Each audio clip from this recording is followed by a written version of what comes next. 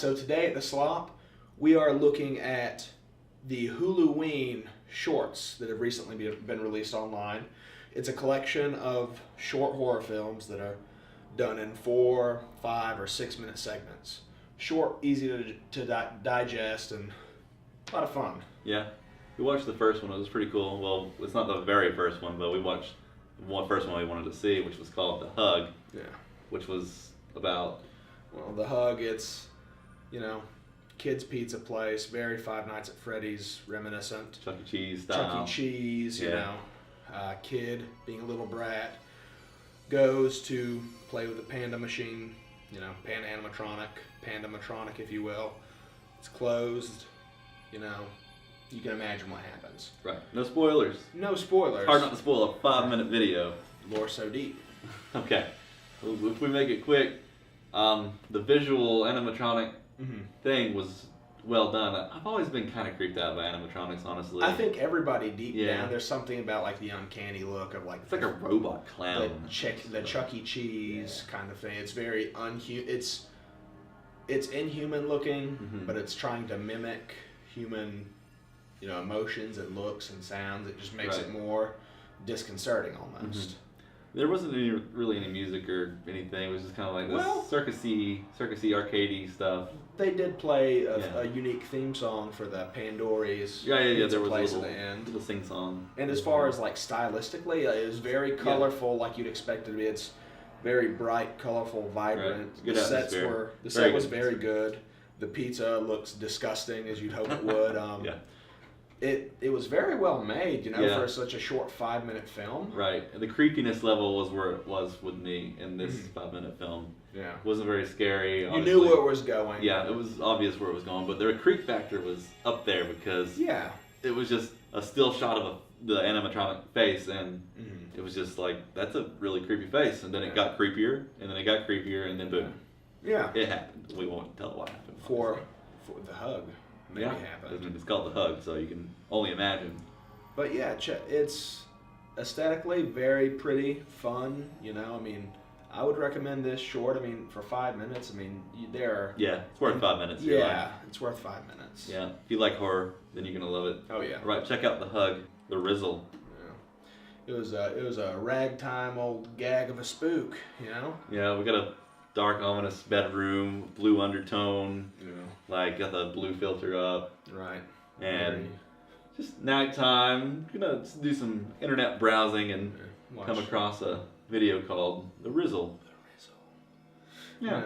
Old vaudeville dancing man doing his whole dance the best he can, It's very interesting. Try Therizal if you dare. 0 views, even though she currently viewed it. Right. It's kind of like our channel. Yeah, she was coaxed into doing this dance. Well, she was caught up with it. I wouldn't say he forced her. I'd say she got, Rizzle mania. It's like doing those Fortnite meme dances, like. Right. I think that's the single ladies. It's just like that. It's like the single lady. There's nothing creepier about like an old timey thing. If you look back at all those old style music or videos, it's very alien, to a degree. Yeah, it's just from such a different era that it's kind of creepy when you hear that old music. Yeah, it definitely back in the day it may have sounded a lot more fun and jovial, but by today's music standards, it's very unsettling. It's unsettling, yes. The music was very spot on for Therizal. It was definitely spot on, ragtime style music. It's just the 20s, I guess. The creature, so to speak, I didn't think they would be able to make scary. Maybe it gave me a little chill because it was just so weird. The way they presented it made it scarier, right? Rather than him just like, ooh, Rans. Right. It was different. It was you don't see enough dancing hooligans or dancing. What is it? Ghouls? Dancing boogums. Dancing boogums. And the ending was exactly what you thought it would be. But it worked. And it worked. But for a 4 to 5 minute little Huluween short, I feel like it really established a feeling of dread early on. had a good scare or two in the middle, and then the ending very nicely tied it up in a bow. Literally, yeah. I don't think it could have been a feature movie, but that's not what these shorts are about. No, if this was a feature movie, it would have been like the most ridiculous trailer you'd ever seen in your life. Like, this was perfect for 5 minutes. Mm-hmm. I'm glad you brought that up. That's a really good point, because a whole feature length movie would have been fucking ridiculous. I mean, I may eat my words by the end of this review, but most of these I feel like couldn't make it in that format. But then you've got like they're like a scary scene from a movie, like those creepy weird scenes from Insidious or Conjuring, where the demon's just kind of fucking with you. It's like one of those scenes. Yeah, like very unsettling. Ding, ding, ding, ding, ding, ding. It's like that. Like you're waiting for it to happen, and then it happens. That's what this is. It's just one of those scenes. Very well made, but into an entire 5-minute movie. Yeah. Right. So far, I'm really liking these spooky Huluween. I like the hug a little more than this one, but I do like the atmosphere and tone of the Therizal. Right. Let's talk about the urn. Holy shit! A lot better than I thought it'd be. Wow, I really like that one. Like, damn, that was good. So when you first get introduced to your character, she's got an urn in her hands. Right. She's gone to the lake, talking how lovey-dovey. You think, okay, well, she's just getting rid of her husband's ashes. Right. And then the twist happens. Mm. It's not her husband, it's her mom. Mm. And I don't know, and then it goes from being like she's going to kill herself, drown herself with her mom, which, would have made more sense to the husband, but then you understand why when she reaches the car. That's wherever this really kicks into high gear. Right. Like, I don't know. This whole thing gave me chills. I really like it. 5 minutes of pure shit that haunts you. Yeah. Before and after death. Yeah. And would you go to dump your mother's ashes out and kill yourself, and then try to kill yourself, and then chicken out, and then your mom's just pissed off even more? Yeah. Afterlife. Can we talk spoilers in this one? I feel like we've done. We'll talk full spoilers, but first I want to get into the atmosphere. The lake, beautiful. The acting was amazing. I really like this chick whoever this actress is really good. In a way that the previous film, Therizal, had kind of blue tones to it. This was a very gray. Yeah, gray like ashes. Almost natural light. Natural light. Yeah, but it was dark. It was in the morning. Yeah. So it was like that. Overcast before it becomes bright, right? Overcast, but it was gray, just much like the ashes. No, it fitted the tone of it very well. Mm-hmm. And then we got into the car, which is the best scene in the entire thing, with her freaking out because she chickened out. She has visions, and she sees the ashes spilling out of the urn in the car, and then the ashes just overtake the car and cover it, and it goes completely black. Mm-hmm. And wow, that was visually powerful. Just amazing, very powerful. Could you imagine being in that car and just being like, really should have just killed myself instead? Fuck you, Mom. And then you find out, huge spoiler, giant spoilers. Spoilers. Watch the urn. Spoilers. Then watch this. Watch the urn, then watch this. Spoiler talk. You find out that she may have been the reason her mother died, whether it be through suffocation, it looked like, so it may not have even totally killed her mom. May not have even been definitely killing herself to be with her mother, but more to rid herself of the guilt, almost. Right. And it's as if the vengeful spirit's coming back at the end, and even though she survived, even after everything, you see the hands rise up and interlace with her fingers to kind of remind her that, I'll always fucking be there. And you can tell it was one of those Norman Bates things, because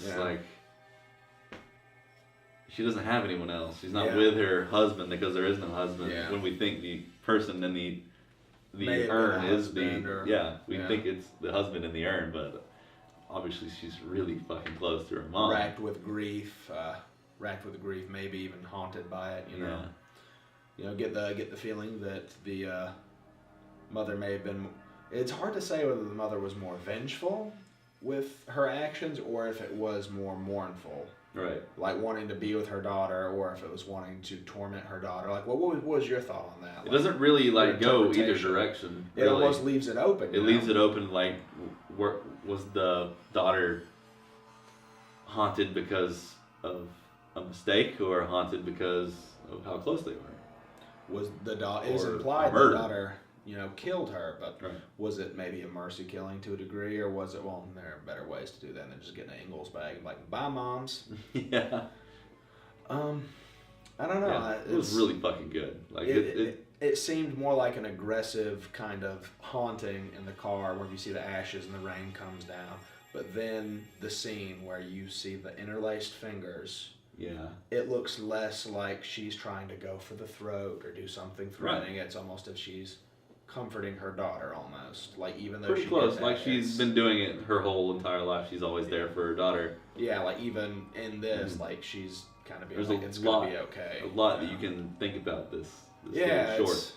For 5 minutes, very provocative. Like, check this out as a powerful short film. And check out The Urn. It's really good. Huluween has not disappointed yet. I keep waiting for especially The Urn. I don't think anything's going to top this. We got 5 more to go. We've said that each time, though. This is the third one we've watched so far. This is definitely the best. We keep saying, nothing's going to top it. Let's go watch the rest of them. Let's do that. We just watched Carved. Yeah. On Huluween. Not terrible. It was more of a comedy. Yeah, definitely more comedic. We didn't know where it was going to go after just watching The Urn or whatever it is. Yeah. So you start off with a hillbilly going out cutting some pumpkins. Yeah, with a very, very loud crow.